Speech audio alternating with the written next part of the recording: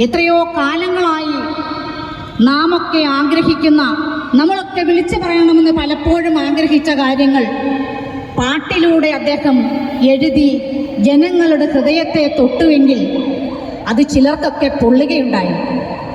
അതുകൊണ്ടാണ് ഈ സമൂഹം ഇതുപോലെ പ്രതികരിച്ചതും വേടനെതിരെ നിലനിൽക്കാത്ത കേസുകളൊക്കെ അദ്ദേഹത്തിനെ ചുമത്തി അദ്ദേഹത്തെ തുറുങ്കിലടക്കുവാൻ ഈ സർക്കാർ ശ്രമിച്ചത്. ജാമ്യത്തിൽ ഇറങ്ങിയ ശേഷം വേടൻ ആദ്യം പറഞ്ഞത്, ഞാൻ മദ്യവും മയക്കുമരുന്നും ഉപയോഗിച്ചിട്ടുണ്ട്, അത് തെറ്റാണ്, അതിന് തിരുത്താൻ ഞാൻ ബാധ്യസ്ഥനാണ്, കാരണം ഞാനൊരു കലാകാരനാണ്. അതാണ് നല്ല അച്ഛനും അമ്മയ്ക്കും പിറന്ന സംസ്കാരമെന്നാണ് നമ്മൾ മനസ്സിലാക്കേണ്ടത്.